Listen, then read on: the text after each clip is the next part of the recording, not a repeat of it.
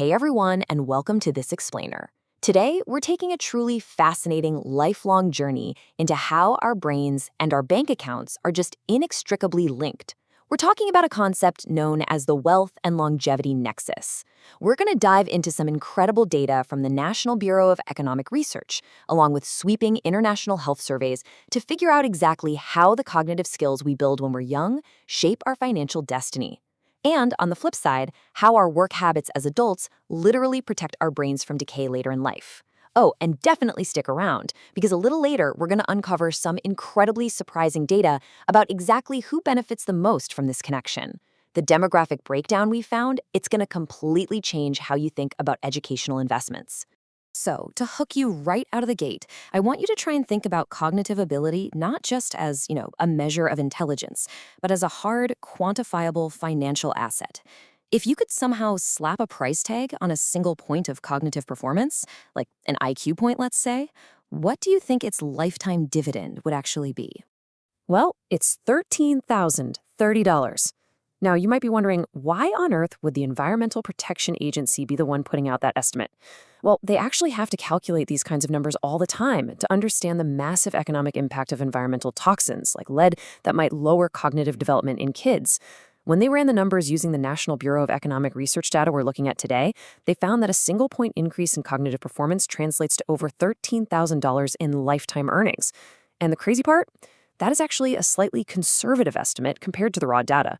That right there is the tangible financial power of the human brain. Okay, let's jump right into Section 1, the wealth and longevity nexus. The entire foundation of this explainer really rests on this idea of a bi-directional relationship. See, this isn't just some simple story about be smart, make more money. No, it's a two-way street spanning our entire life cycle.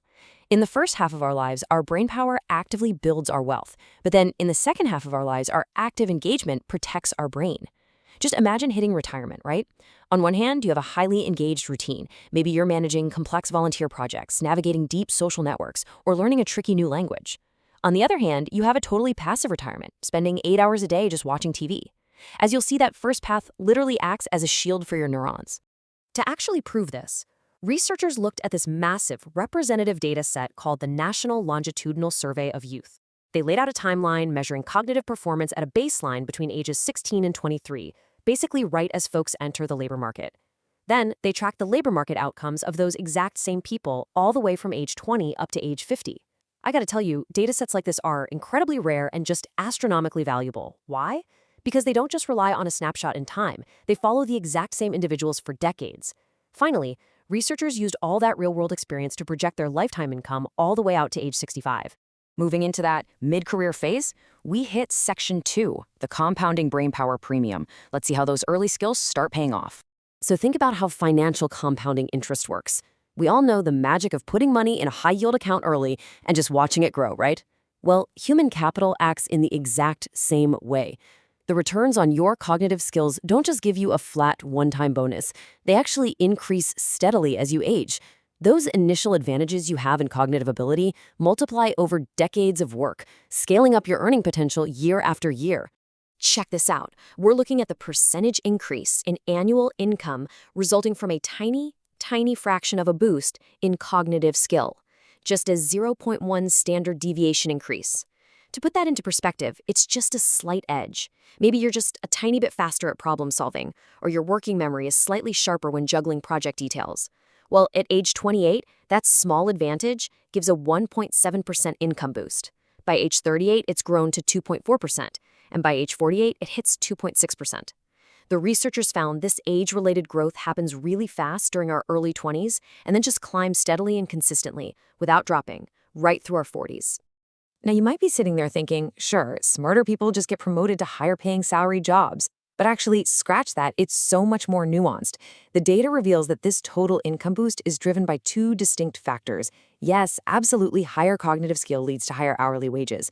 But crucially, it also leads to the ability to secure more annual work hours. It keeps you consistently employed.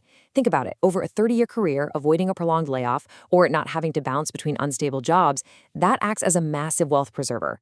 If your cognitive skills make you more adaptable, you literally just spend fewer months of your life sitting on the sidelines without a paycheck. All right, let's move over to Section 3, Surprising Demographics of Return. This builds into some super counterintuitive findings about exactly who benefits the most. When we break the data down by demographics, this genuinely fascinating pattern emerges. While absolute dollar amounts might be slightly higher for men, mainly due to historical baseline wage gaps, the percentage returns on cognitive skills are significantly higher for women and minority groups. Check this out. Women see a 2.62% return compared to 1.71% for men. Black respondents see a massive 3.59% return, and Hispanic respondents see 3.13% compared to 1.92% for white respondents. So what's going on here? Why does this disparity exist? Well, researchers point out that the difference is largely driven by those work hours we talked about, not just hourly wage rates. Let's put this in the real world. Imagine a minority worker in an entry-level position. At lower cognitive baseline levels, they might face intense systemic bias or just really tight constraints on getting the shifts they actually want. But if they possess high cognitive skills, like exceptional troubleshooting, communication, or task management, that acts like a golden key. It helps them navigate those biases, snag those premium shifts, and unlock crucial overtime hours that might have otherwise been gate-kept away. This heavily underscores the incredible value of early educational investments, because the percentage return on that cognitive capital is just remarkably high. And that brings us to Section 4, Building Your Cognitive Reserve. We're now shifting gears from our wealth-building years into late career and retirement, looking at international data from the SHARE survey in Europe.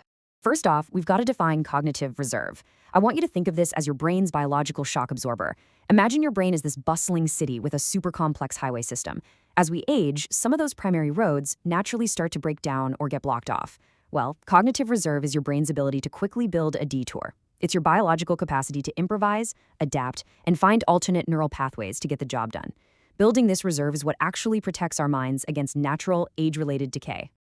The researchers looked at complete work histories to see how gaps in employment affect this reserve. And man, the contrast is stark. Periods away from work due to unemployment or sickness are associated with a significantly higher risk of cognitive impairment later in life. On the flip side, employment gaps for structured, demanding activities like job training or maternity leave actually build cognitive function and slow down aging-related decline. All of this leads to a pretty profound conclusion, summed up perfectly by this quote from the research. Active employment serves as a critical protective factor against cognitive decline in later life. Now, just to be super clear, active employment doesn't just mean breaking a sweat with physical labor. It's the complex problem-solving aspect of our roles that really does the heavy lifting. Managing a team of distinct personalities, juggling competing deadlines, adapting to brand new software, these everyday professional challenges act as literal medicine for the brain, fortifying it for the decades to come. Finally, we arrive at Section 5, the hidden cost of decline.